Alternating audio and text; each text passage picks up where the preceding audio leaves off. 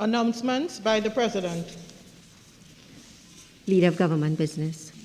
Mr. President, I wish to indicate that in accordance with Standing Order 117, there is an agreement among the benches that in view of the passing of our colleague, Senator the Honorable Franklin Kahn, the business for today will be confined to tributes only. I thank you.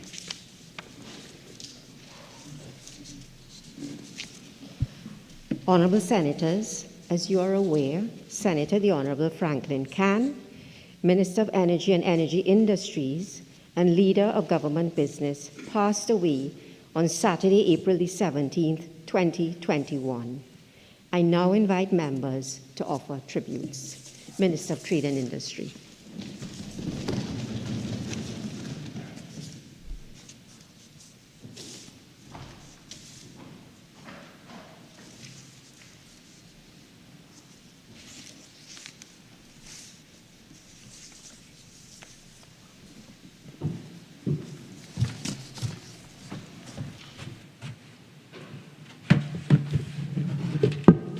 Thank you, Madam President, and I rise on this very sad and unexpected occasion to mourn our revered colleague, Senator the Honourable Franklin Kahn.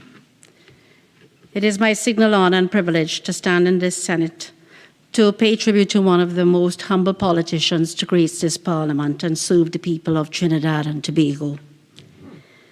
Madam President, Frankie, as he was dearly known to all of us, was a remarkable politician and a leader of government business in the Senate. The role of government business is multifaceted, and despite the numerous responsibilities, the buck stopped with him and he embraced the role in his normal, affable style and made easy of it. He always did it right. He was exemplary in the execution of his duties, flawlessly fulfilling his obligation to the legislature, stoutly defending the government with political precision, all while serving with respect, integrity, and great honour. He was an outstanding debater whose deliveries set him apart. He was a master presenter, and many would admit to making themselves present just to listen to him. His knowledge of the history of Trinidad and Tobago was showcased in almost every debate, and we all listened as he regaled us in the stories and historical recounts, reciting on almost every subject matter in his indomitable style of eloquence, knowledgeable but related to all and bringing balance to every conversation, always speaking to the people. Madam President, I would say this as well, that it is extremely difficult to know that you are right and yet tolerate the otherwise opined, strident in their view, and still keep a still tongue. Cleverly, he would be sure to get his point across, always staunch and stealthily eking out the appropriate response to any attack. As leader, he understood the need for strong working relationships with both the independent and opposition benches, and this was evident by the mutual respect shown among all. Madam President, it could be said that the success of any politician is defined by the understanding of the lay of the land. And by this I mean the understanding of the people you are called to serve and an understanding of your executive responsibility in the ministry you are called to manage. Minister Kahn excelled scholastically and was of high intellect. He was an energy czar, and his passion and devotion to the industry could be heard in conversations filled with logic and science and data-backed, but simple execution. He had a deep and savvy understanding of the industry, from oil and gas to the petrochemical sector and to the burgeoning spaces. He understood almost every facet of the business, the upstream, the midstream and downstream, our shallow and deep reserves, and retail and marketing. And I could tell you that we in the Cabinet would marvel in his explanations and recounts of energy production reports. Frankie could tell you of every rig, every platform, and well, by name, location, and every discovery. He lived and breathed for the energy sector. He championed the energy cause, working closely with colleagues and under the astute guidance of our Prime Minister, planning, doing the bulwark, and laying the groundwork to prepare for the future returns. And Madam President, The energy business is international, and Minister Khan would have represented our government with great aplomb in the boardrooms of the world, confident yet relaxed, listening, learning, and always promoting product Trinidad and Tobago. He would have also effectively represented at CARICOM meetings, OLADE meetings, and the Gas Exporting Countries Forum, which 20th ministerial meeting was proudly hosted in Trinidad and Tobago. And Senate colleagues, this was International Khan. In his dedication to the future of the industry, he focused on the development of his staff, in particular the young energy professionals. And as minister, he was the self-acclaimed mentor-in-chief at the Ministry of Energy and Energy Industries. And in 2019, in alignment with our Prime Minister's vision to create a cadre of the next generation of energy leaders, Minister Khan initiated a mentorship program at the ministry to ensure that our country is equipped with the highest quality of energy professionals who are capable of advancing and leading the sector for generations to come. His belief and unwavering support for these young professionals was topmost, and in fact, one of his very last meetings on Friday 16th was with the younger folk of the ministry. But his mentorship was not confined to the ministry. It extended to the chamber and to the politics, and many here can attest to this. Frankie would share his experience, giving the very best advice with sincerity, even when it was something you necessarily did not want to hear. Avuncular in manner, our younger senators have found in him an outstanding role model, a trusted leader and coach, refreshing in approach. Frankie had a genuine love and wish for success for country, party, and people. Even in one of his last contributions in the Senate on the UK EPA CARIFORUM bill, he referred to the dynamics of our non-energy sector. And in addressing strategic initiatives, he proudly recalled the presence of Angostura bitters in any bar he may have enjoyed a beverage globally. He spoke to the power of building a brand and the importance of international outreach. And I quote from him, "Whether we export chocolates, whether we export wines, condiments, mass or culture, one cocoa fills the bucket." And his last words in that debate, "Let us build Trinidad and Tobago, a mission for all of us." Frankie believed wholeheartedly in our political institution, the People's National Movement, and its core founding principles, and most of all, leading Trinidad and Tobago to a brighter future for all of our children. He was an outstanding chairman and fully supported our political leader. He was the quintessential team player and gentleman, through and through, even in the cut and thrust of politics. It was this loyalty to party that, when unjustly accused, and without prompting, he offered his resignation, vowing to return only when he cleared his name, and that he did. Steadfast throughout what was no doubt the darkest period in his political career, his smile faltered at times, but he held his head high and remained committed to executing his duties, never missing a sitting of Parliament, and religiously serving his constituents. Frankie loved the people of Trinidad and Tobago, and he was approachable. He listened. He always showed great respect, regardless of who you are. And it must have been his humble and unassuming way that really caused him to be loved by so many. Frankie was known for standing in line for doubles or at a roti shop and talking and engaging with others. He was a shining light, and always with a smile on his face. That smile was always bigger and brighter when anyone mentioned his family.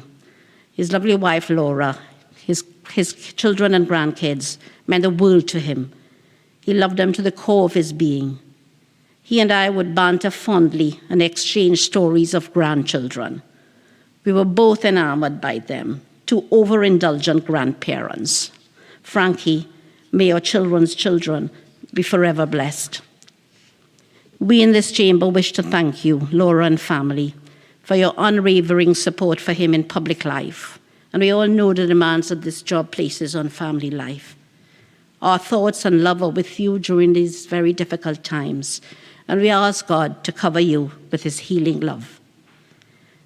Madam President, Senator Khan's legacy will forever remain one of hard work, dedication, humility, sincerity, patience, and love for our dear country and our people, and we are forever better for knowing him. From Rio Claro and all of the towns, villages, and beaches of southeast Trinidad, to Sandy Grande, to the oil fields of Point Fortin, the warm waters of Tobago, and the northwest of the country where he last resided, and from the hallowed halls of this Senate chamber, we bid you farewell, dear colleague, dear friend, dear brother. And finally, one of my colleagues asked me to share this prayer, which I'm sure Frankie would appreciate. Death is nothing at all. It does not count. I've only slipped away into the next room. Everything remains as it was. The old life that we lived so fondly together is untouched, unchanged. Whatever we were to each other, that we are still. Call me by my old familiar name. Speak of me in the easy way which you always used. Put no sorrow to your tone. Laugh as we always laughed at the little jokes that we enjoyed together. Play, smile, think of me, pray for me. Let my name be ever the household word that it always was. Let it be spoken without effort. Life means all that it ever meant. It is the same as it ever was. There's unbroken continuity. Why should I be out of mind because I'm out of sight? I am waiting for you for an interval, somewhere very near, just around the corner. All is well. Nothing is hurt. Nothing is lost. One brief moment, and all will be as it was before. How we shall laugh at the trouble of parting when we meet again. Madam President, I thank you. Senator Ma.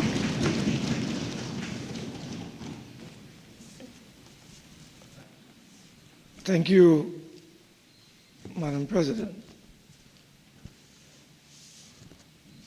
Madam President, as leader of opposition business in the Senate,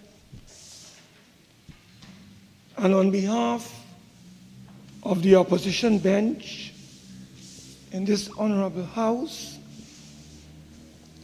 allow me to register on their behalf our collective condolences to the family, friends, and associates of the former Minister of Energy, former leader of government business, the late Honorable Franklin Can. Madam President, his passing was sudden, literally untimely. It shocked all of us. Madam President, as a former elected member of Parliament, and more so as a sitting senator, we have been engaged over the past few years in many healthy exchanges on important matters pertinent, relevant to the management and business of this honorable chamber. These exchanges contributed in assisting and propelling the Senate forward in the organization of its affairs during his stewardship. Madam President, quite apart from serving as a senator for almost 6 years, Senator Franklin Can the Honorable, and I served on several sessional committees, as well as one, I recall, Joint Select Committee, and also an ad hoc Joint Select Committee. We both served, Madam President, on the Joint Select Committee on Land and Physical Infrastructure, which investigated the collapse of the Sea Bridge and which witnessed for the first time the appearances of the Prime Minister and other government ministers. Franklin and I also served on an ad hoc Joint Select Committee on the Trinidad and Tobago Revenue Authority, which was established sometime in 2018. Madam President, according to the data provided by this Honorable Parliament, the late Franklin Cann, Senator the Honorable Franklin Cann, participated in the debate on several important pieces of legislation. My brief count of the number of occasions that he would have participated numbered approximately 30 bills during the past 5.5 years. Madam President,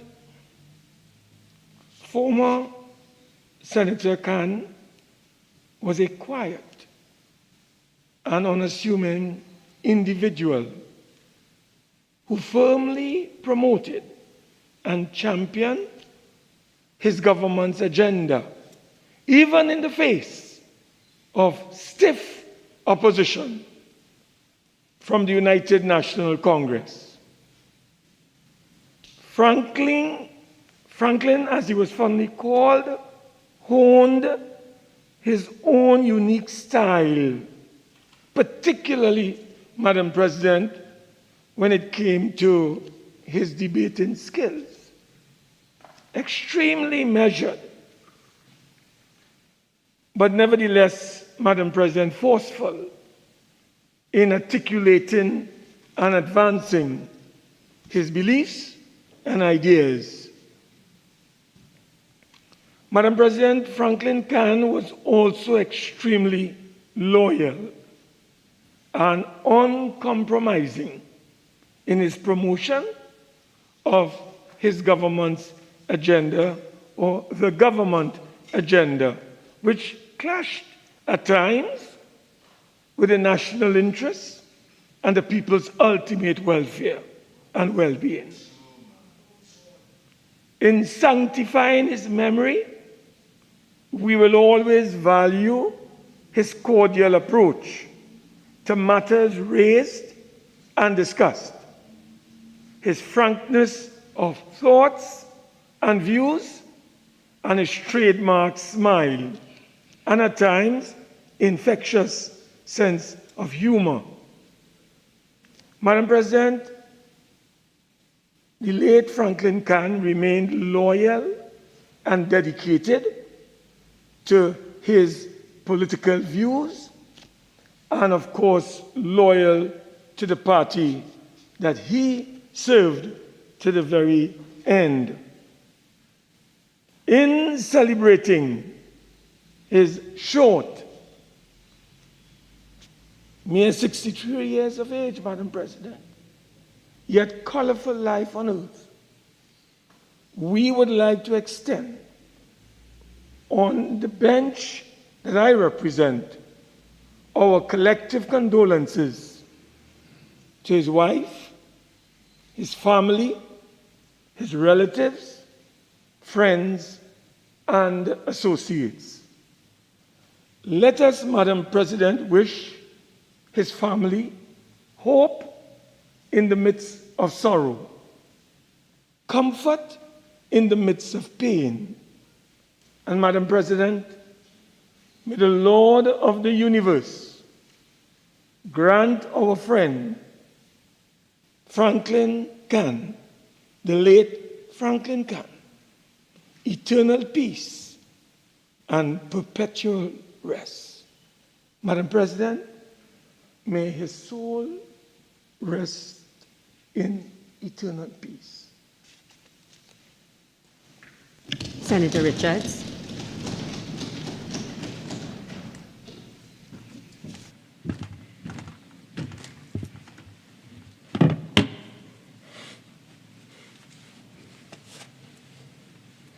Thank you, Madam President. Good afternoon, colleagues. This has been a particularly difficult weekend for me. I lost a very dear friend, a great public servant. Her name is Renee Pilgrim, and then Franklin Can. We all lost on Saturday morning, so condolences to her family. Life is so fragile.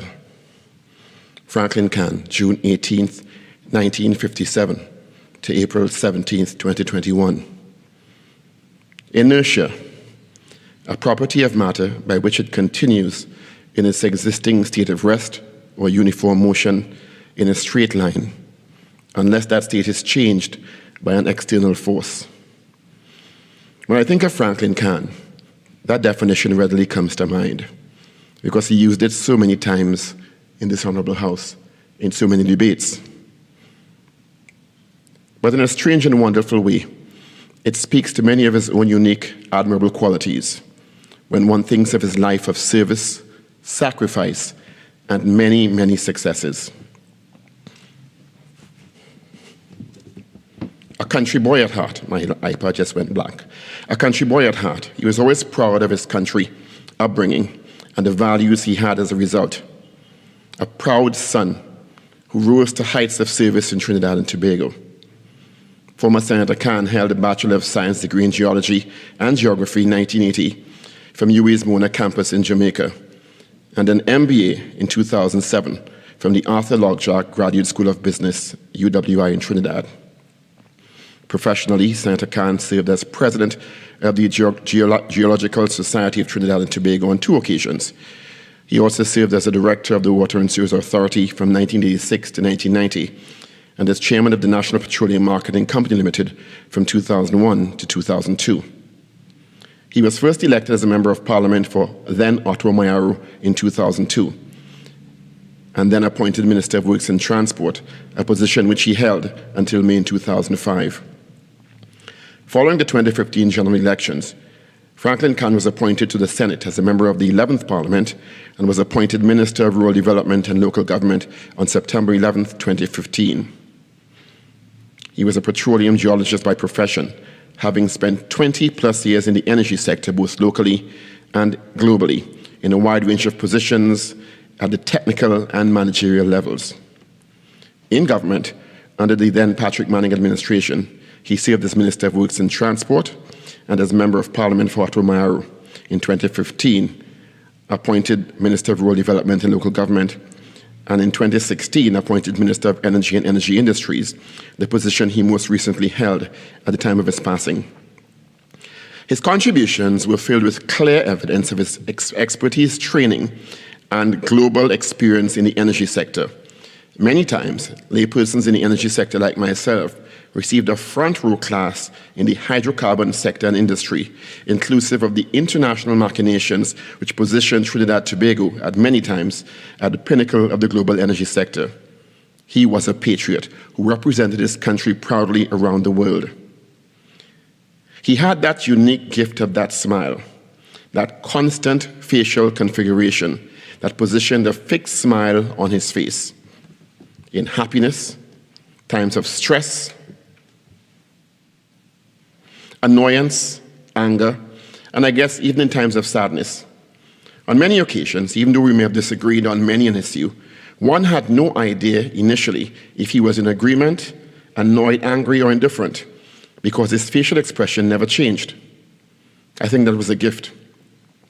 In addition, he was a gentleman who always showed respect and kept his dignity, even in the most trying of political challenges. I often worried about him when he returned from his recent health challenges, but being a patriot, he soldiered on, serving his country to the very end. I remember him telling me 2 years ago when I called early one morning for an interview on some developing story in the energy sector, that he promised his wife and family that mornings were for family unless there was a crisis. He said his family sacrificed a lot on his behalf, and he wanted to give them that time.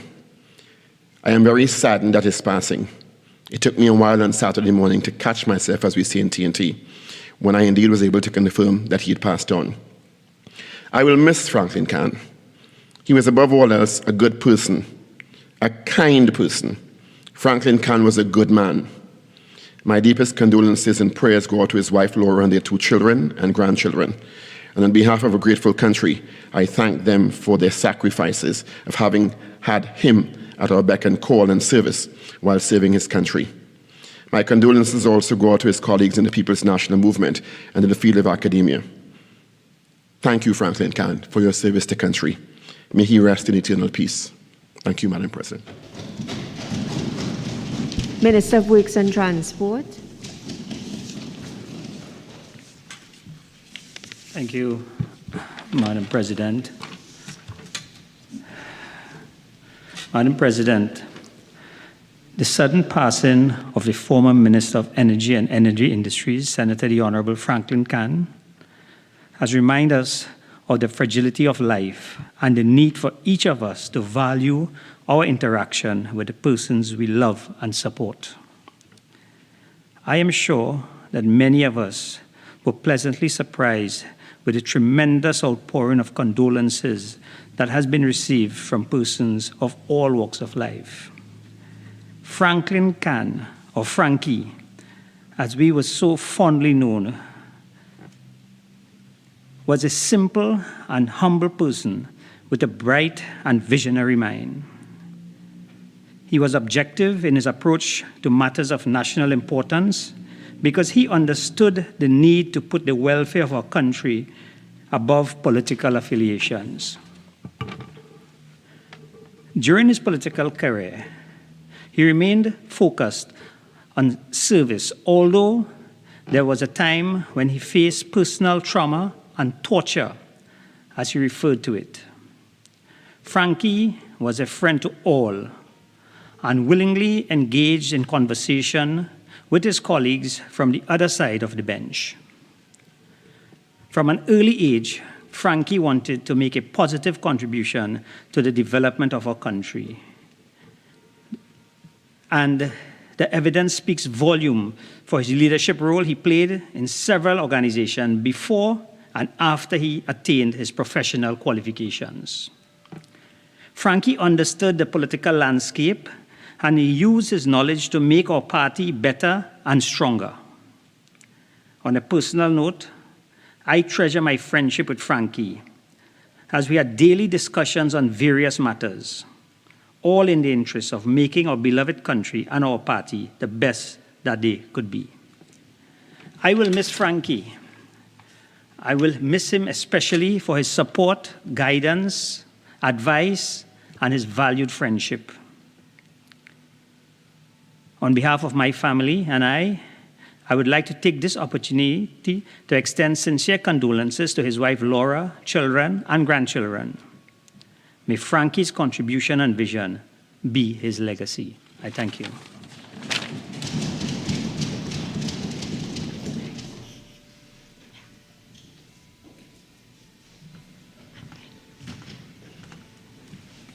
Senator Thompson. Thank you, Madam President, for the opportunity to say a few words on the occasion of the passing of former Minister Franklin Kahn. I've written an acrostic using his name, Franklin Kahn. F, face always wearing his signature smile.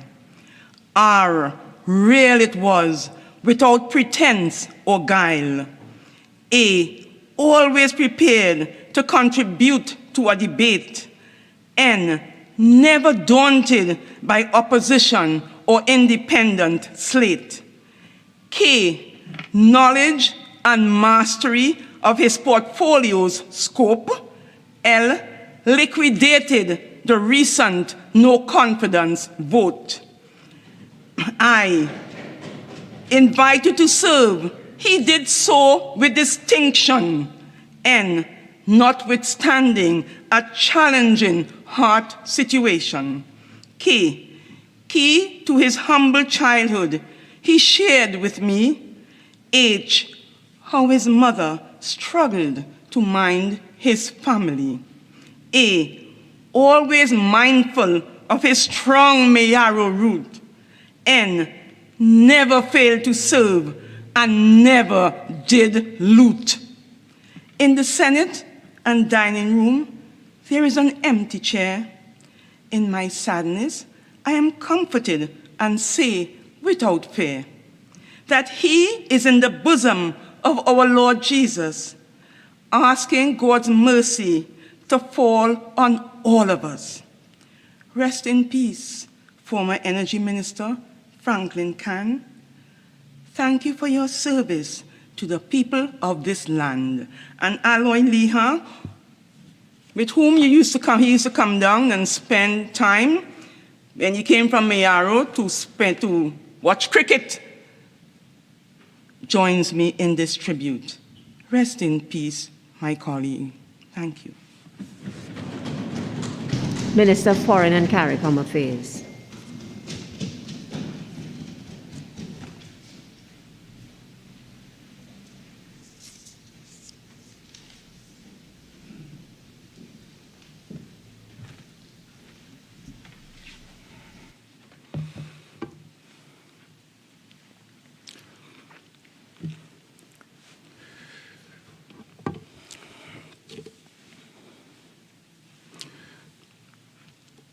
A gentleman of unusual intelligence, soft-spoken, peaceful by nature, and oh, what a smile. But at the same time, a master strategist, a mentor, and a visionary servant of the public in this land. This Senate today has paused in respectful tribute to a sitting member, and rightfully so. Minister Cann's passing has left a significant void in the politics of Trinidad and Tobago. He was at all times a gentleman, and his demeanor has always been of a standard that made him pleasant, approachable, understanding, and most of all, fair. Frankie was a fair person, a more balanced and rational individual you could never find, not possessed by empty vanities or self-promotion, and never one to utter insults or crude words across the aisle or across the aisles. Frankie was a voice of moderation, of calm, of sober reflection, a voice of reason, of stability, and of respect. Minister Cann was a leader in this chamber in every sense of the word, and his ethos was conveyed by his signature smile, by his measured tones, and his technical strength. He signed everything that he did with excellence. On a more personal level, Frankie was always an accessible and most trustworthy source of advice, not just to me, but especially to the younger members of the team. Even at the level of the cabinet, he was unique, remarkable.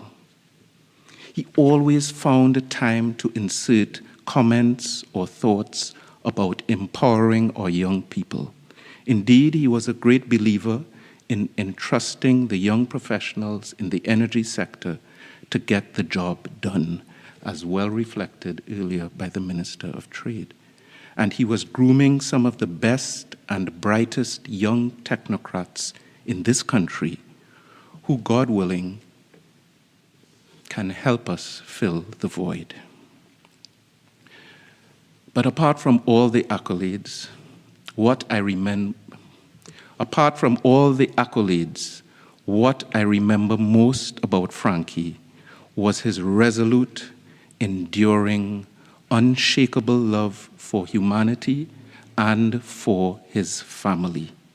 He never, ever, ever stopped talking about his dear wife, Laura, his son, Kiran, his daughter, Kara, and the apple of his eye, the young granddaughter, Amelia.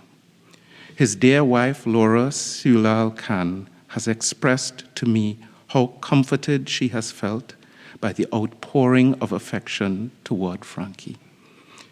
She told me, Amory, when you speak in the Senate, please convey his special love for the people of Tobago. Frankie loved Tobago and spent as much time there as he could. The people of Tobago loved him in return. In Tobago, Frankie developed that same connection to farmers and fishermen and vendors that he developed in Mayaro and everywhere else that he went. His dear wife also asked me to tell you, the public, and you, his colleagues, how disturbed he was by the venom that seems to be growing in the hearts of some, by the nasty personal attacks and displays of viciousness and malice. Frankie Khan was different in many ways. He harked back to a different era, an era of intellect, of gentlemen and ladies, an era of wit and intelligence and dignity, of soundness above loudness. He lived and bled for the energy sector and for the development of this country. I miss him dearly. We miss him dearly. And it is my prayer that we remain inspired by him in how we approach our duties here and in how we approach the future. I end this humble tribute with words from the poet Henry Van Dyke at the turn of the last century. Time is too slow for those who wait, too swift for those who fear, too long for those who grieve, too short for those who rejoice. But for those who love, time is eternity. For those who love, time is eternity. Sincere condolences to his beautiful family. Goodbye, my friend. Thank you, and rest well.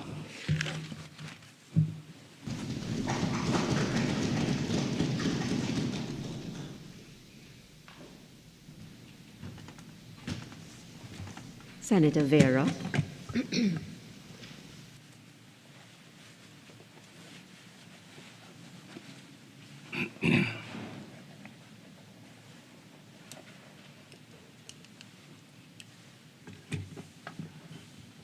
'We live in troubling and uncertain times.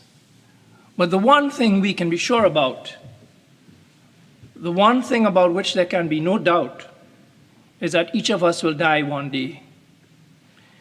And that certainty was realized for our senatorial brother, Franklin Khan, on Saturday. How does one assess the value of a life? How does one measure the legacy of a son of the soil who was born in the village of Guayaguyari 63 years ago? Is it by the number of years lived? Is it fame, fortune, or service to humanity? By today's standards, 63 years is not old. Age by itself, however, is no indicator of a life well lived. Similarly, the illusions of money, power, and fame are overrated. Having money and being rich are not the same thing. Fame is a fickle mistress, and ironically, some of the most famous people are the most lonely. That is not to say that Senator Khan was not famous and successful. Besides being chairman of the PNM, and as has been reported in the media, his professional life story is one of achievement, one achievement after another in the public service. Director of WASA, chairman of NP, Minister of Rural Development and Local Government, Minister of Works and Transport, Minister of Energy, and leader of the government bench in the Senate. Not many of us can lay claim to such a record of enduring achievement. There is no doubt in the eyes of the world that Senator Khan had achieved fame and political power. But for me, that is not what defines or makes our departed colleague great. Undoubtedly, he made, as we pray at the start of each Senate sitting, a positive contribution to the peace and the prosperity of our nation. But for me, the greatness of Senator Franklin Khan was his devotion to duty, his modest personal tastes, his humility and compassion. I enjoyed his contributions. He was bright, articulate, and on energy matters, an impressive expert. But what resonated with me most was the way he treated his senatorial colleagues with respect and sensitivity. Senator Khan's political, personal, ministerial, and parliamentary responsibilities were massive. But he always kept his head above water in the fulfillment of his duties. Invariably, he was prepared, willing to go the distance, never complained. I wish to express heartfelt sympathy and condolences to Senator Khan's family. There are places within our hearts that can only be filled with memories, and there are places in our souls that can only be healed by the gentle hands of time. May you find comfort knowing that the country's thoughts and prayers are with you during this difficult time. In taking Senator Khan's measure, the balance sheet ends in credit. The country is better off today because of his service for the public good. He was a patriot. Significantly, Senator Khan suffered no delusions of grandeur, and he did not revel in power. It was impossible not to warm to that infectious and disarming smile. He was gracious and gentle. Franklin Khan will be missed in the Senate, but his warmth, kindness, and gentle spirit will be remembered forever. Thank you. Minister of Social Development and Family Services. Thank you very much, Madam President. I thank you for the opportunity to say but a few words on behalf of my friend, my mentor, my guide, and my political history book, Senator the Honorable Franklin Khan. Madam President, the announcement of Senator Khan's death was one of those pieces of news for which one could never be prepared. Having spoken with him myself on Friday evening, listened once again to his counsel, and marveled at his wit I remain enamored by his own humility and his sense of being in the right place at the right time. Listening to Frankie, as we call him, expound on the intricacies of the energy sector was a lesson in communication, even for those of us who are schooled in communication, as he was able to break down complex matters into pieces that those of us less versed in the industry could very well easily understand. He was committed, hard-working, and for me, what was so important and what I admired was he was fair. Watching him interact with members of the wider public was a lesson for us. Such was his ease and affability. There was no pretense. There were no airs. For everyone, it was simply Frankie, who felt equally at home in Mocha as he felt in Mayaro, often reminding us that he was a simple country boy. Madam President, as I reflect on my interactions with Frankie since my appointment in 2007, he held tight to the dream of a developed and modern Trinidad and Tobago. And so his smile often masked the pain he felt when others, blinded by political parochialism, could see no further than the ballot box. When he spoke, Frankie shared a dream that was bigger than ourselves, greater than our finite terms of office, and much grander than our temporary careers as politicians. For him, Trinidad and Tobago was the greater good. For us in this government, Frankie was a blessing, and it will be a long while before we will truly be able to measure what we have lost in his passing. Even now, Madam President, it is difficult to speak of Frankie in the past tense, for admittedly, the enormity of his passing is yet to properly reside in me. He was a political institution and an authority whose advice and judgment meant something to me. And as I read and listened to many tributes that have flowed since his passing, I am convinced that many citizens on all sides of the political divides were impressed by his personal humility as well as his sense of duty to country. Madam President, the measure of the man whom we mourn today is found in his ability to keep smiling, even in the face of public shame and unfounded calumny, as well as his willingness to exchange physical pain and discomfort for the greater good of the national population. Madam President, the death of someone we love forces us to stop, take a step back, and see our lives from a wider perspective. Eventually, that wider perspective can afford us a clearer, fuller view of ourselves and allow us to disentangle from some of the myriad useful concerns that we so often let overtake and overcome our lives. It forces a reckoning. Death simplifies. Death does not tolerate endless shading and nuances. Death lays bare what really matters, and in this way becomes your judge. And therefore, even in death, Frankie has forced us to come to terms with our own mortality and the futility of our fight for anything more than the 6 feet of real estate, which almost laughably we will not even own. And as I look back on his life, I see someone who was the embodiment of the scriptural reference to everything having its time and season. Frankie taught me that in every arrival, there's a leave taken. In every reunion, there's a separation. In each one's growing up, there's a growing old. In every smile, there's a tear. And in every success, there's a loss.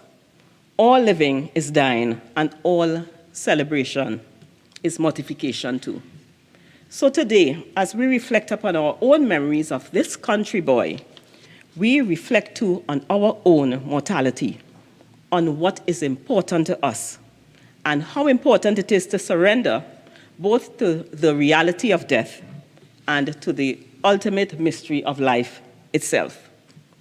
Today, Madam President, I bow before his memory Senator Khan is no longer with us, and he has graduated to a higher life. Frankie, I salute you as a soldier who has moved on, but the mark you have left will cause you to live forever in our hearts. And may the Lord comfort his family at this time, and may he comfort all of us who mourn. I thank you. Senator Sipasad. Madam President, thank you for the opportunity to say a few words in tribute to our dear colleague, the Honourable Franklin Khan. I met Senator Khan when I was appointed to the Senate in November 2018. In thinking back on all my interactions with him, what stands out most is his willingness to share his vast knowledge and experience. I would describe him as a dedicated teacher and gentleman. Humility was his trademark. His knowledge of the energy sector was astounding. I have learned much from him about the energy industry, both in Trinidad and globally. Every time I spoke in the Senate and Senator Khan was present, he actively listened to my presentation. I will always be grateful to him for his astute feedback and the respect he showed me. Senator Khan, thank you for your unstinting service to Trinidad and Tobago. This quotation from an unknown person is most appropriate. In life, you will realize there's a role for everyone you meet. Some will test you, some will use you, some will love you, and some will teach you. But the ones who are truly important are the ones who bring out the best in you. They are the rare and amazing people who remind you why it's worth it. I will miss Senator Khan dearly. I extend my deepest condolences to his family. May Senator Khan rest in peace and eternal light shine upon him. Thank you, Madam President. Senator De Freitas. Thank you, Madam President. I rise today to join all of my senatorial colleagues in paying tribute to Senator Franklin Khan, leader of government business in this Senate. He was a leader, a man whom by any measure has lived a full life, but yet we cannot escape the feeling that he's gone too soon. There's not a person in here, and I have to believe out there as well, that could say he wasn't approachable or that he wasn't willing, once capable, to part with his wisdom. What was it like to talk to Senator Franklin Khan? It is like knowing that you're talking to someone full of knowledge, but yet he always made you feel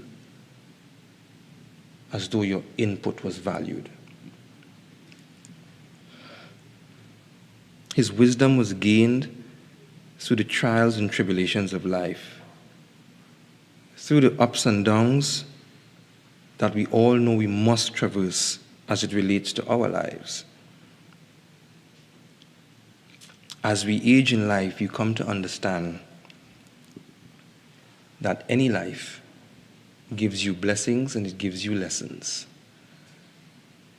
And sometimes those blessings are lessons, and sometimes the lessons are blessings.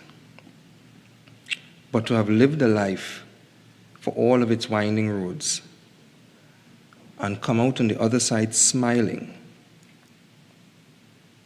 to come out on the other side being known for your smile, is a testament to the measure of the man, the ideology and the principles that guided him. We can all learn from a man who teaches us to smile through it all.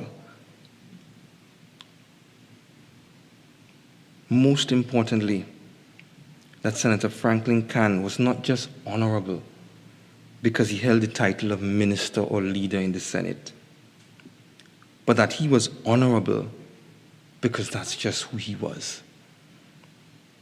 A man through whom his humility in service, his unwavering love of country, gave all that he had to give to the very end.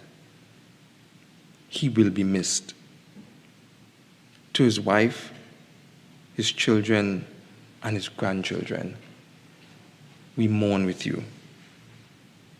Take solace in the fact that he was well loved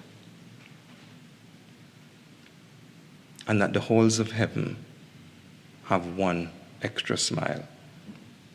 Thank you for sharing him with us. May his soul rest in eternal peace. Minister in the Ministry of Agriculture, Land and Fisheries.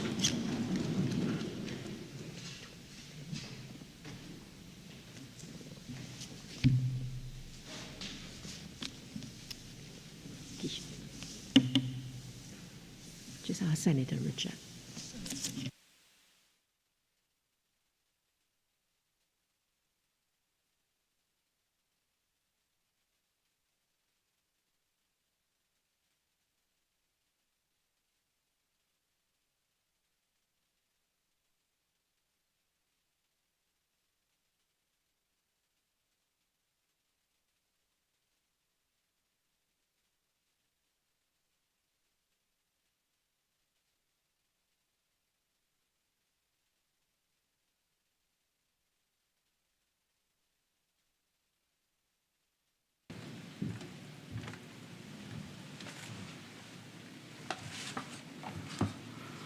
Thank you, Madam President. It is with a great sadness and a heavy heart I rise to pay tribute to Senator the Honorable Franklin Cann, a dear friend and colleague. Madam President, 8 years ago, when I got the opportunity to serve this august chamber, it was Frankie I relied on heavily, as he was then chairman of the People's National Movement. And he was always there to give genuine advice, not just advice, but genuine advice. And he always gave righteous advice. Frankie never said no when approached for support. He was always there for us, the younger ones. Frankie was not just a colleague. He was a gentleman, humble, a mentor, a teacher, a true leader, and a dear friend. There's an old saying that goes, never regret anything that made you smile. Frankie's life was a smile to many of us, and most senators here today in paying tribute reflected on Frankie's permanent smile. In Hinduism, there are certain times when our loved ones leave us. We can consider those times as being bad or good. Fortunately, Frankie left us during the holy period of Navratri, and equally important, the holy month of Ramadan. A very spiritual time when many of us are in fasting. We are praying and making that connection with the Almighty. So, Madam President, it's my observation that certainly the Almighty may have been satisfied that our friend and colleague did his part for humanity and is on to something better. That something better, in my faith, we call moksha or liberation, which is simply the personal and direct realization of one's true self or one's true potential. So let us all believe that Frankie, the soul and life he lived, will always be remembered and will live on. Madam President, little did I know that the last conversation I would get to have with Frankie was mere hours, in fact, the night before his passing. And I cherish every moment and every conversation I had with Frankie. I will really miss Frankie's voice on the next side of the phone in the wee hours of the morning before my alarm clock goes. I would be greeted by, and I quote, "Avinash, I hope you're up already," as farmers move early, when he expressed what he called me for. I wish to thank Frankie's family for allowing him to serve his country and humanity. Rest well, my friend, until we meet again. Thank you.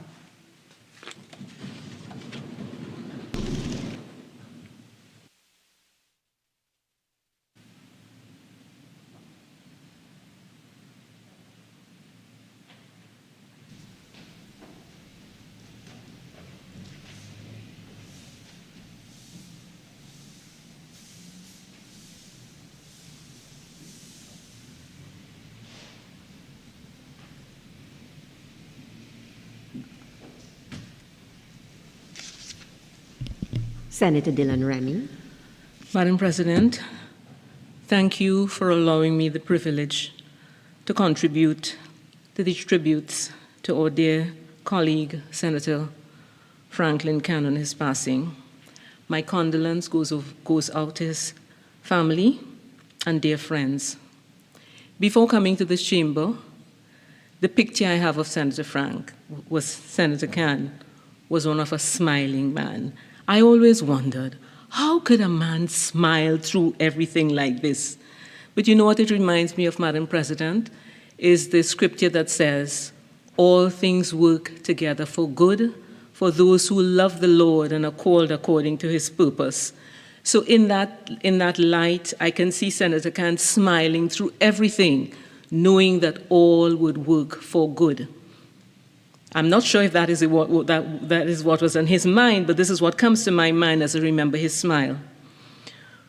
When, on occasions when leaving this chamber in the evening, I would be going on the plane, and he'd be going over to Tobago. And then is when I heard about his love for Tobago, as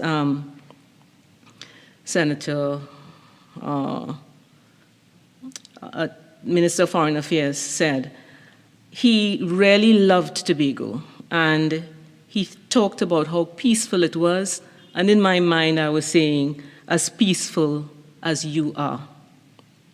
The last conversation I had with him was near the dining room one day. We were coming out, and I was there fretting about something, about needing to get back values in our society, and I engaged him. And I heard about his childhood in Mayaro. I heard about the values that he learned from his mother. I heard about the influence of persons within his community. He talked particularly about the leaders in his community. Leaders like, he said, the area representative who was representing the area at that time. He said that person, whose name I don't remember, that person had so much value for people that they would give what they did not have just to make sure that other people had. And he wished that more leaders would be like that in this day, valuing people. I heard about his secondary school sojourn at Northeastern College. He talked about his love for his job, his love for his party, and the contribution that he could make, and most of all, his love for Trinidad and Tobago. Madam President, what I remember of him is his humility, his calm, evidence of integrity, level-headedness. And there are many times in this chamber when his level-headedness is needed, and it was evident. I remember him, will always remember him, for the man who put country first. So, to his family again, condolences. The nation has lost a true patriot, and may God rest, may his soul rest in peace. Thank you, Madam President. Minister in the Office of the Attorney General and Ministry of Legal Affairs. Thank you, Madam President. It is with great sadness I stand here today to pay tribute to a dear colleague, mentor, servant of the people, and might I say a political uncle, Senator the Honorable Mr. Franklin Khan. On the very first sitting of Parliament, while having lunch at his side in the Parliament's dining room, I will never forget the words and encouragement he offered to me, a newly minted minister and senator. I will also never forget that while my plate was absolutely chaotic, for friends would know I fall short of dining etiquette, I admire the way Senator Khan had his soup, salad, and main course with poise and grace, all of which I lack. Thereafter, Senator Khan continued to encourage me. Many times, Madam President, right after my Senate presentation, I will immediately receive a WhatsApp message from him saying, "Well done," or "Congratulations," or even "Excellent work, Ranuka," spelled R-A-N-U-K-A, as he would sometimes spell my name. I will miss these messages. As simple as this may seem to some, I will say, as a new politician, still trying to find my way, uncertain of myself, not having the luxury of a political handbook from which I could learn, the words and encouragement and reassurance given to me by Senator Khan provided a sense of comfort and guidance. I knew at that time I was on the right track. Leader of government business, as I pay tribute to you today, I would say that you were a true senior. As young lawyers, we always look up and turn to a senior. Senator Khan, you were the equivalent to a true senior. As a Hindu, we look to a guru to teach us, to mentor us. You were indeed a true guru to myself and to many. I will sincerely miss you, Leader of Government Business in the Senate. May the Lord accept you in his kingdom and that you continue to look down on us all. I wish to offer my sincere condolences to your family and ask that God will give them the strength at this time. Thank you for being a true senior, one who was willing to advise and to encourage the younger and new politicians like myself. Rest in eternal peace, Uncle Frankie.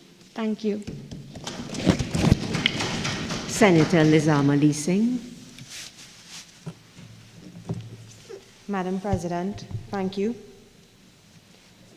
Life has an interesting way, sometimes beautiful, sometimes funny, sometimes cruel, but always an interesting way of putting things into sharp perspective. Life, however, is about lessons. It is about learning from experiences and from people.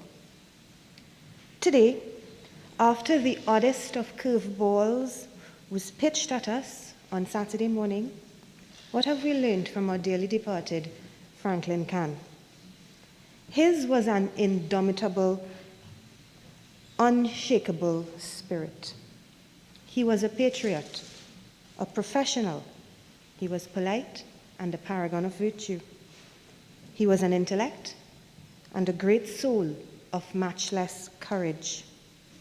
As excellent as he was in this chamber, he was equally brilliant as a party chairman. I had the pleasure of being the PNM's National Youth League chairman when he joined the party in 1999. And we, the then young people, experienced the joys of campaigning with him in his foray into electoral politics. He opened and held open doors for young people of the party and the country. And as chairman of the People's National Movement, he led the charge to reshape the PNM and prepare it for victory at the polls in 2015.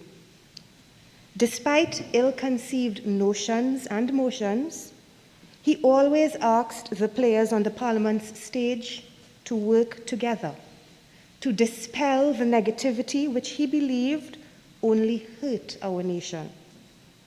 A humble, simple boy from Guayagüeyari who left an indelible mark on his beloved hometown and his beloved country. May we honor his legacy by always putting Trinidad and Tobago first. May we therefore live every day reminded by words of Senator Khan and knowing that we are our society's future and hope. May his lessons resonate deeply within each and every one of us.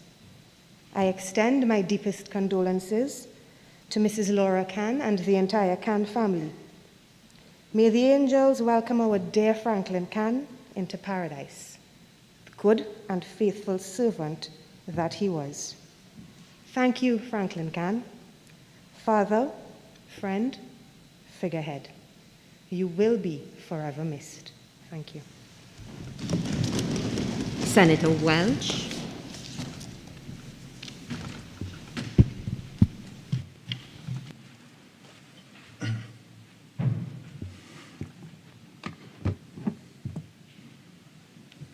Madam President, thank you for the opportunity to pay tribute to the late Senator Franklin Khan.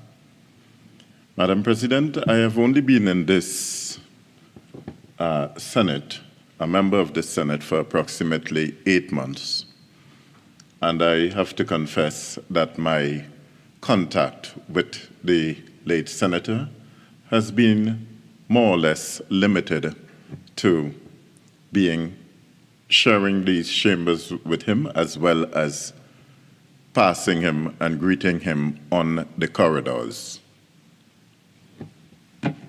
However, because I am, so to speak, a new kid on the block in this atmosphere, I paid very close attention and was very attentive to everything that takes place here.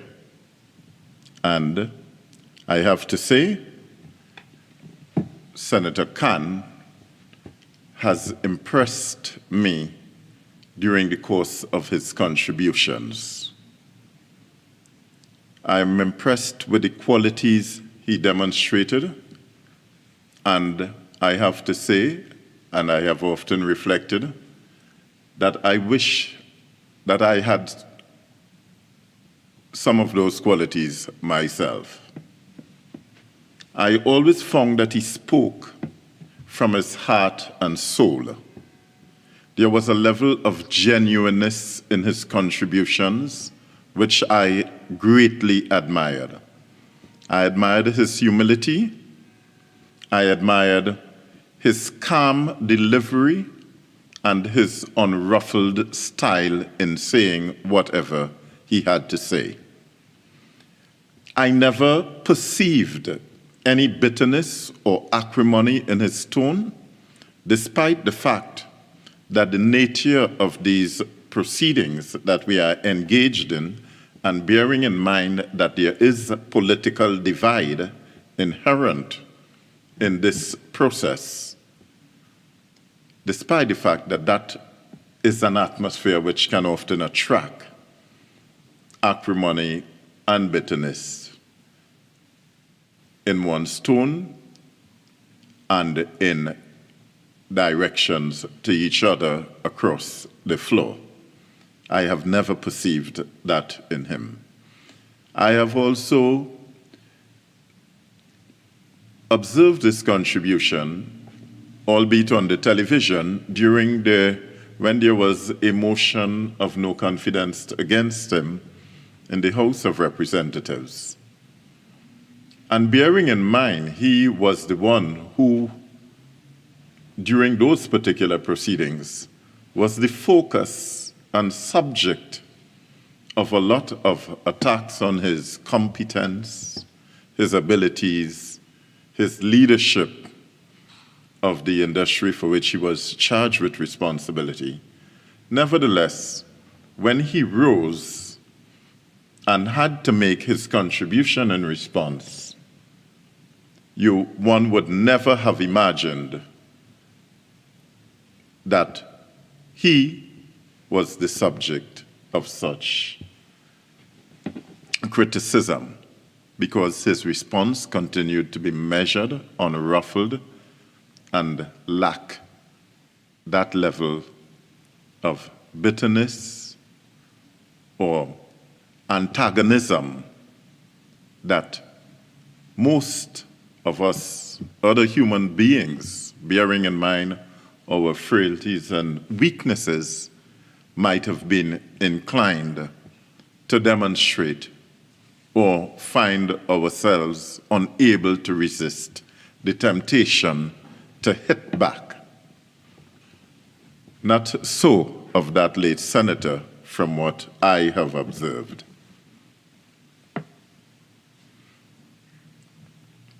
So, Madam President, I also say, I must confess that matters of energy and the energy industry does not make for the most exciting reading,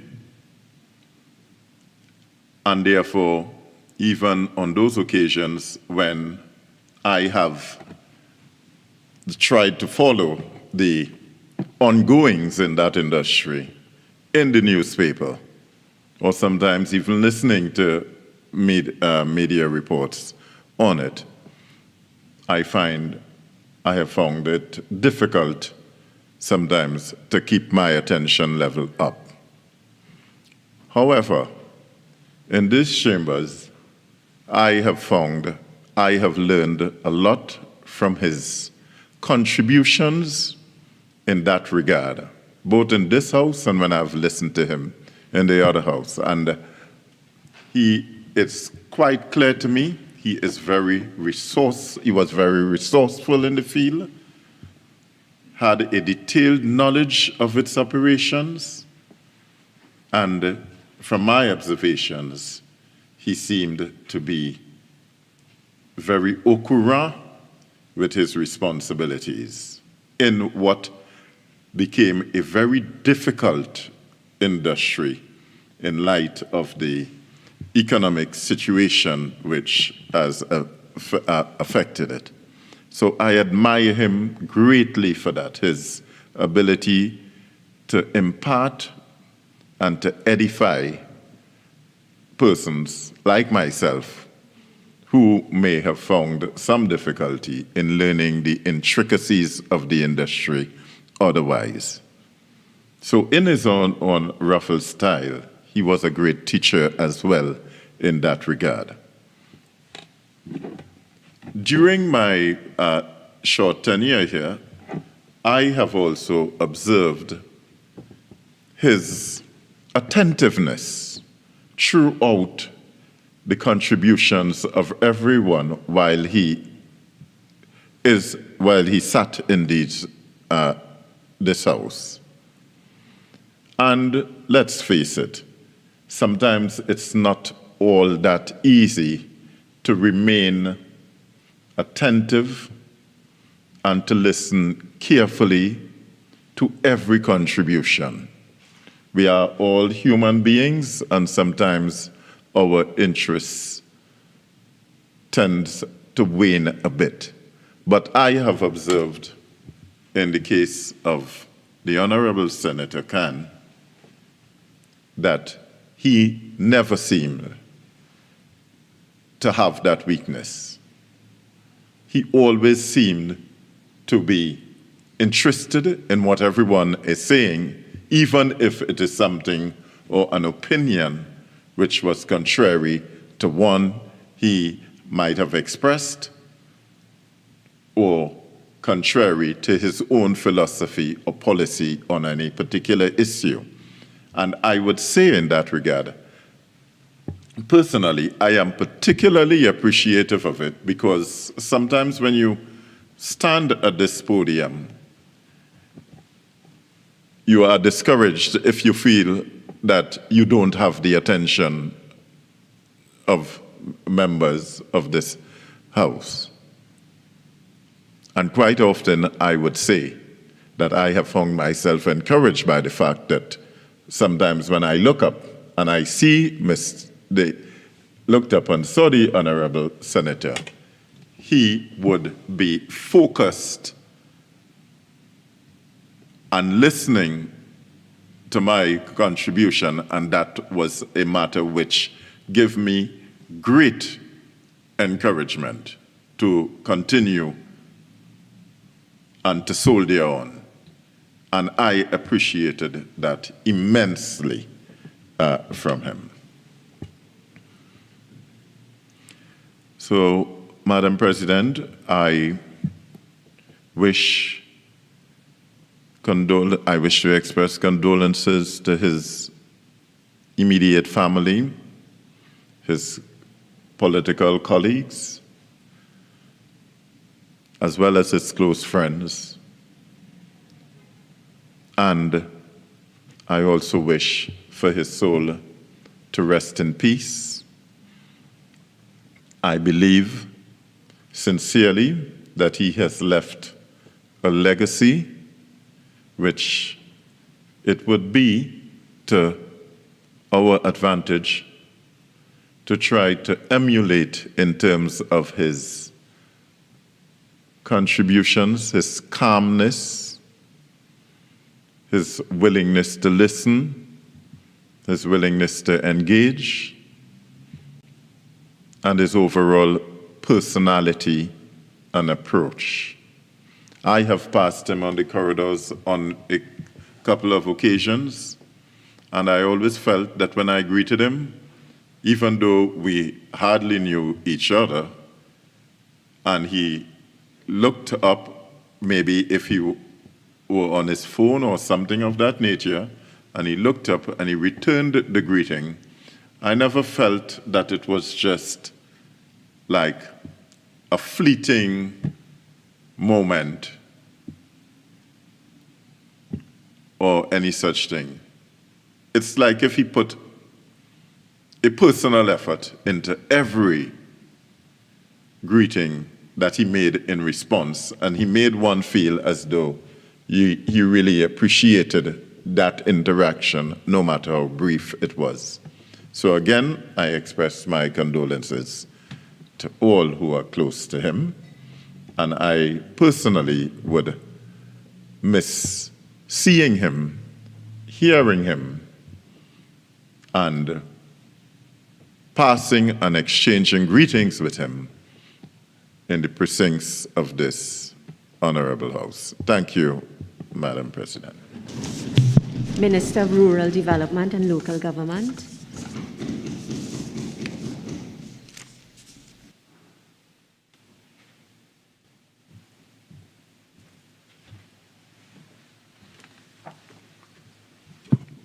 Thank you very much, Madam President.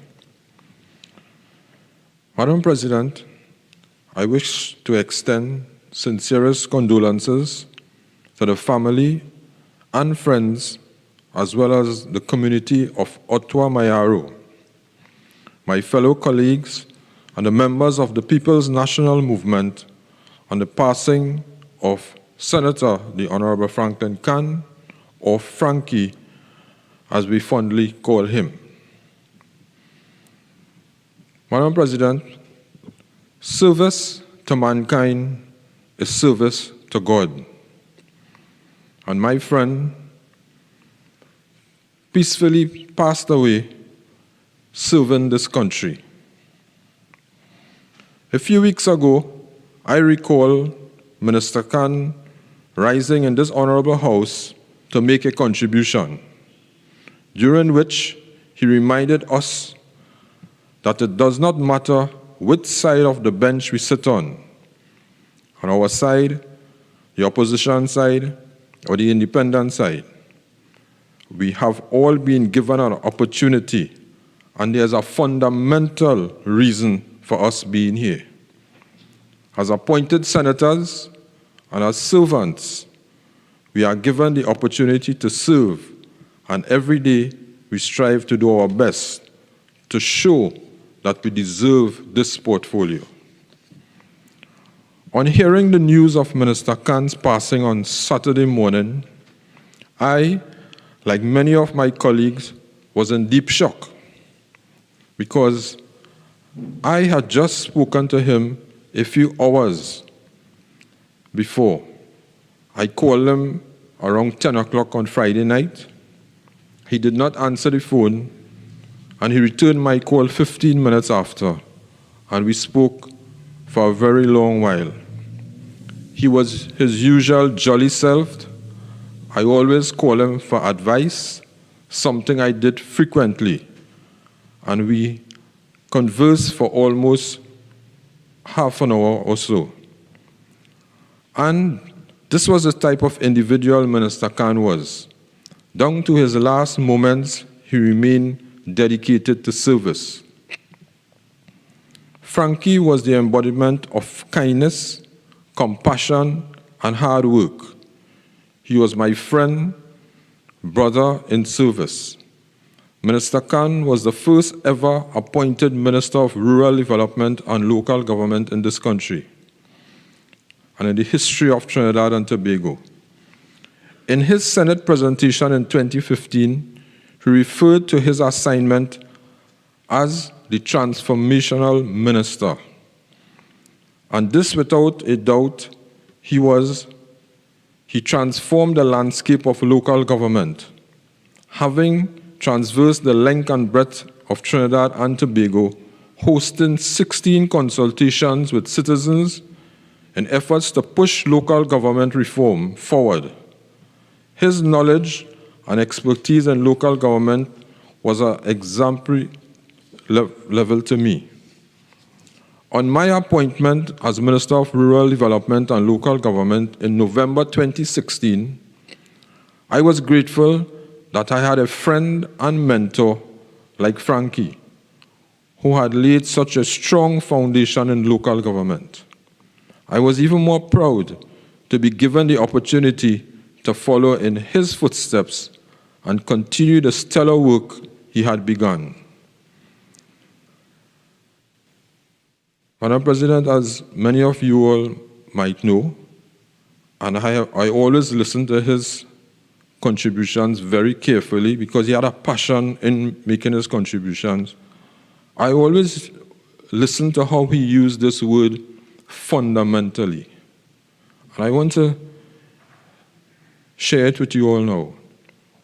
Having followed his contributions, as I said, and I recall this fundamental, especially in his advocacy for the development of rural communities and why it was important to improve systems, governance, and service delivery across the country. Minister Khan was a visionary, a true son of the soil, and an individual whose contributions to local government, and by extension, Trinidad and Tobago, will always be remembered. We remain eternally grateful for his long-standing service. May his life be an example to all. May his legacy live in the hearts and minds. Just the way he lived, peacefully and humbly, that's the way he passed away. Rest in peace, my friend. From God we come, and to him is our eventual return. Thank you, Madam President. Senator Diana Ryan. Thank you, Madam President. It is with deep sadness that I stand here today to speak of the loss of a leader. Madam President, having known Minister Khan for just a short 2.5 years, it would be remiss of me to not join and offer a tribute to this leader, whose presence would create a huge gap in the Senate. The news of his passing left me too in shock and disbelief. How could this happen so suddenly? Just before Easter week, we were chatting about some home remedies for that could help his cough. You see, Madam President, he reminded me a lot about my dad, who also has a similar cough. My dad kept telling me, carry some of the medicine for the minister now. So I asked him, I said, Minister Khan, would you like to try it? He said, sure, bring it. Unfortunately, Madam President, I didn't get a chance to do that. Madam President, the earliest memory I have of Minister Khan was when I was a child attending the Rio Claro High School. That's when he held the post of Minister of Works and Transport. As a child, I admired him as someone from the area, having reached the pinnacle of public office in service to our country. I always wanted to and wondered if I would ever meet him one day. Many, many years later, when I finally met him in November 2018, he was so kind and gracious. The first thing I said to him, Madam President, was, "I am from Rio Claro." Minister Khan always treated me with respect and never for one moment looked at me as a young and inexperienced senator.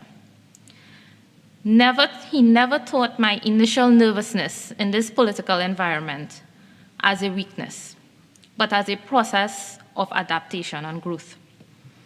He always listened to each and every one of the independent senators carefully, ensured that responses to concerns raised were provided. When he responded, he did so with poise, scientifically grounded facts, and always gave a historical perspective. The perspective which he brought in this Senate was truly unique, and I would honestly miss them. If he did not respond to any particular concern, he assured that there will be a response from another member of the House. Madam President, this is the mark of a true leader we have lost.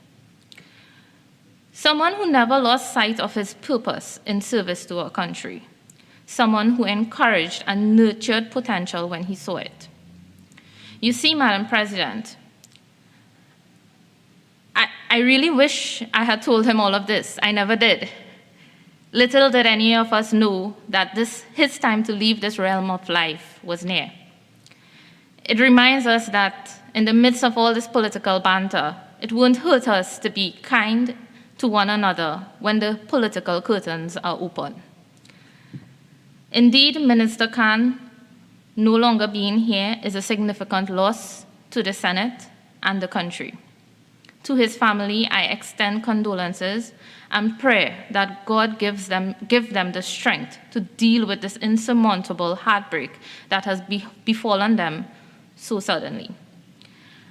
Madam President, I would like to thank Minister Khan for his service to Trinidad and Tobago. Thank you. Minister of Agriculture, Land and Fisheries. Thank you very much, Madam President. Madam President, on the occasion when we have the opportunity to present tributes to former senators or former MPs in the other place, I often wondered what it was like to have to pay tribute to one of our own, somebody who actually sat here amongst us and served. Not that I wished death on anybody, but I wondered if we felt that bond to those who served, in some cases decades ago, what it was like for one of us to fall. It's very unusual, Madam President. Saturday morning when I started to work, as you know, with the parliamentary staff to prepare for today, there was little precedent. The last known was Maurice Marshall in the other place. So these are very unusual circumstances. But it is not surprising that there has been such an outpouring of support for Minister Khan. He really deserved it. And our affinity to each other had to be with the fact that, in reality, when you look at it, both of us are country boys come to town. And Senator Khan understood that. It is not easy to leave the East Coast or to leave Icacos, to leave Matlock, Toco, Tobago maybe, and come to this city of Port of Spain to do business. And that is what, in many cases, caused us to bind together. In this current group, Senator Hussain has his roots in Rio Claro, Senator Sinanan in Sangre Grande. The other place, Maxi Coffee, was born in the constituency of Mayaro. Senator Lehant. But we always stuck together, recognizing that what we brought to a cabinet and to a parliament was a perspective best understood by us. When I campaigned in Mayaro in 2015, a lot of people were surprised when I said over and over, the biggest obstacle to education in Mayaro is transportation. Senator Deonarain knows that. In Port of Spain and San Fernando, you could step onto the pavement and flag down a maxi, a taxi, a PH, a bus. But all of us who grew up in the rural communities know that we have to catch the last bus. And no matter what our potential, and there's tremendous potential in the rural communities, ultimately, the most successful ones are the ones who had both potential and bus fare. And I think that when we look at Senator Khan, we see not only an oil and gas and energy man who traveled the world and really had a light that shone bright. We also see a country boy that was truly a success story. And we had many things in common. Mayaro, our families were 10 to 15 minutes apart.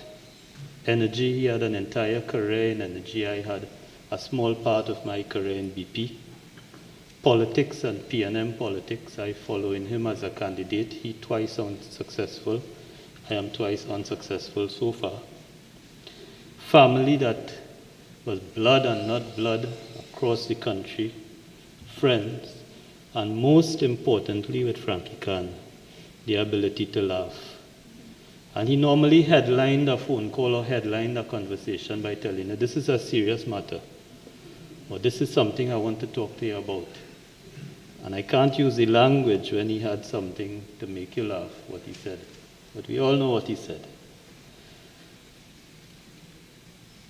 Franklin Khan was about youth, people, politics, family, friends, and laughter. But it always struck me in the cabinet, he had a unique ability when he delivered a note or delivered a report to say to the Prime Minister in particular. Prime Minister, you know, is a young engineer in the ministry, yes. Work on that. And above all of us, Franklin Khan championed the case for his young professionals in the Ministry of Energy and Energy Industry, to the point that he brought notes and he defended them and he fought for them, and eventually succeeded in creating contract positions that will attract and keep young persons in that ministry. And it was not just in the ministry, in politics. And Senator Sagramson Suklal, you're right. One of the challenges I had in my conversations with Frankie in conducting the business of the Senate and elsewhere is his ability to give people whatever name came to his head. So sometimes it was a struggle trying to figure out who he was talking about. It was the lady that we talked to that day, the girl from Overso, remember that fella from down there, and a variety of things that he used, and I searched my memory to see who Frankie was talking about. But the life of Frankie, if I would say I could sum up in maybe 20 words. Mapipi Ba in Mayaro was one of his spots, but Chin Hong Ba was the main spot. When Frankie Khan came to Mayaro, he was to be found there amongst the people. Miche Avenue, where he had a house, and you could find him there. Mafikin, where he grew up, in very close proximity to the most illustrious Mayaro politician we have, Victor Campbell. And all of us grew up in the footsteps of Victor Campbell. Vernon Gilbert, who he worked with in the energy sector, and it was Vernon Gilbert's discovery of terminal illness that led him to withdraw from the nomination process in the PNM and give way to Frankie Khan. Moruga, because he was the last of the MPs from that area to have both Moruga and Mayaro. And I contested the Mayaro part of the constituency. But Frankie had connections in Moruga, as I did. 4 of my siblings were born there. And in the face of the Prime Minister's declaration, political leader at that time, of the future Ministry of Rural Development, it is in the Moruga constituency that a lot of the groundwork was laid. Cricket. It's difficult to go to cricket with Frankie Khan because he actually watched every ball and every stroke and everything. He sat there with a glass of red wine in front of him if he was in one of the boxes, and he was not distracted from the game at all. So if you're looking to lime in cricket, don't go with Frankie Khan. And he would normally be, in recent years, sitting next to another former senator, Emmanuel George, also known as Hurricane George. I've never seen 2 individuals could sit in the midst of drinking and partying Trinidadians and focus on a cricket match so closely. And some of the names, Gypsy, of course, Fitzroy Mitchell, the famous Hodge, the PNM man in Moruga, Matthew Pierre, Elita Bessor, Manson Kwamina, Paul Montique, Butch Bahadur, a young candidate he recruited in the local government election in 2013, and Butch passed away just after we came into government in 2015. Clifford Campbell, and a gentleman by the name of Louis Castillo, who occupied a lot of our times in discussion, Louis being a very, very energetic activist in the Mayaro constituency. When Minister Khan was named chairman of the PNM, I felt very proud, Madam President.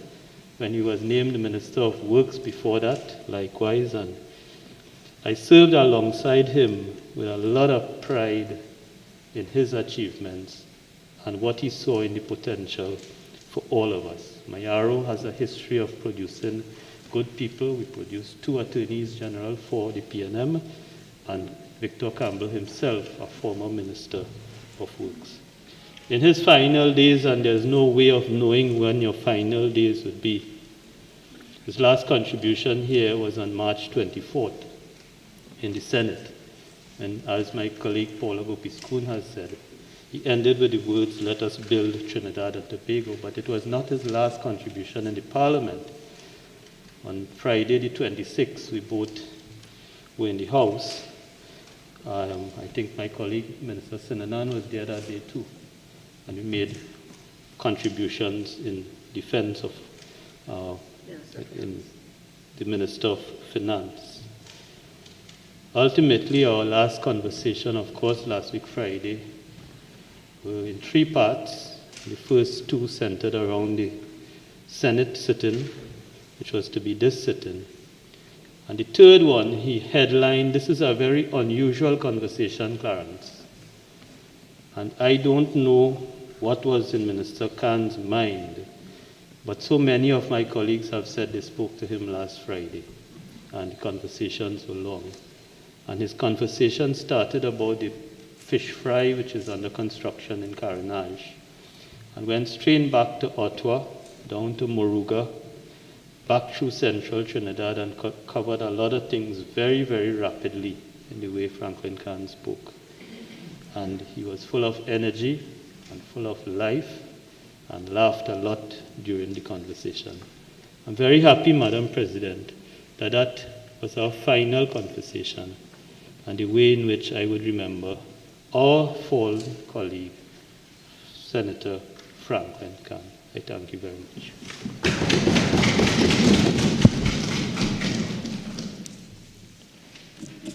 Honourable Senators, Franklin Khan was one of the most outstanding parliamentarians in modern politics. He embodied the best in all of us. He was one of the most experienced of our members. He was outstanding in parliamentary debate, including and especially on those occasions when he would rise to say that he had not intended to contribute to a debate, and then would share with us a story that illuminated the discussion in a manner which no speaker had achieved before. He observed and respected the procedures of this chamber, and he scrupulously upheld its conventions and traditions. He was exceptionally knowledgeable about matters within his ministerial portfolio. He believed passionately in what he was doing in the way of public life. So much so that he chose to continue to serve in this chamber and as a minister of government for long after his body began to rebel against the impossible demands he was placing on it. And in carrying on that brave rebellion, he fought literally to the end for what he believed in. And what, or rather who, did Franklin Cann believe in? He believed in the people of Trinidad and Tobago. He believed in our capacity to be better and bigger than we perceive ourselves to be better and bigger than the world perceives us. He believed in our people's capacity for greatness. Perhaps this is because he himself was a great man. One supposes that it is easier for those possessed of greatness first to understand it and then to desire it for others. Such, I believe, was Senator Cann's motivation for his public service. Having himself been inspired to achieve greatness, he spent his entire public life calling upon others to achieve it as well. By Section 84 of the Constitution, a minister shall not enter the duties of his office unless he has taken and subscribed the oath of allegiance, an oath for the due execution of his office. Senator Cann embodied the oath of office comprehensively and effortlessly. One might be even forgiven for thinking that in drafting the oath for ministerial office, the framers of our Constitution met and spoke with and observed Senator Cann for every day of his public life. For with every fiber of his being, with every step that he took, Senator Cann bore true faith and allegiance to Trinidad and Tobago and upheld the Constitution and the law.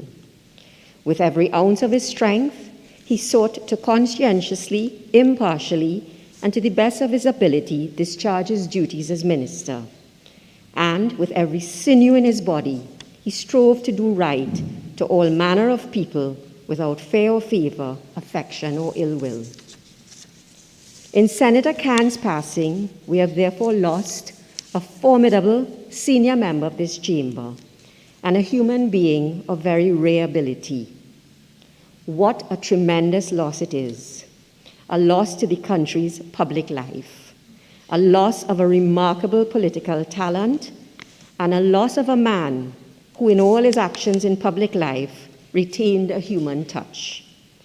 Perhaps saddest of all, it is a loss of the tranquility and the happiness to which his time toiling in the vineyards of public service unquestionably entitled him in the years that should have come, but which will now never come. We have heard a lot about Senator Cann's smile, but it must not be felt that the smile was always an easy thing for him to show. Senator Cann faced tremendous challenges while in politics, challenges that would have broken lesser men.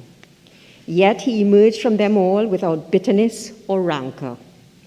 It will forever be to his credit that although that warm smile may have dimmed at the time of those challenges, it never did go away. He returned to politics when it would have been easier to walk away, and Trinidad and Tobago has been the better for it. And so, honorable senators, I too wish to join with all the previous speakers in paying tribute to the late Senator Franklin Cann. I know that the whole chamber would wish me to express our very deepest sympathy to Senator Khan's wife and his family. And on behalf of the Senate, on behalf of the Clerk of the Senate, who is grateful for the cordial, respectful, and professional manner of his interactions with Senator Khan as leader of government business, and on behalf of all the other members of staff, I do so. This Senate says thank you to his wife Laura, to his children Karen and Cara, and to his entire family, all of whom sacrificed their time with him on this earth so that our nation could benefit for all eternity. I think it is right that we in this chamber should have met this afternoon to pay tribute to a distinguished parliamentarian and then adjourn. I do not believe that there would have been an appetite for any other business in this chamber today. Honorable Senators, I ask you now to please stand so that we can observe a minute's silence.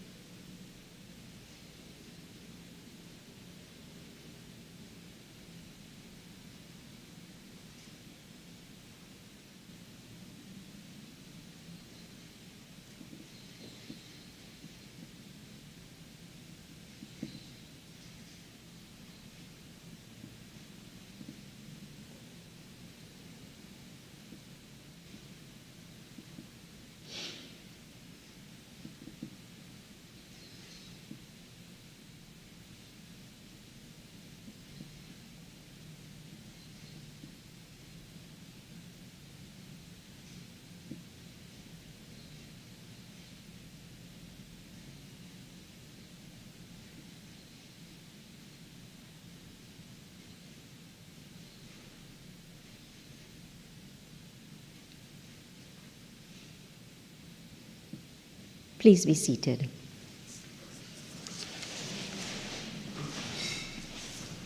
Thank you, Honorable Senators. The Clerk will convey to the family of our departed colleague all the sentiments that have been expressed here today.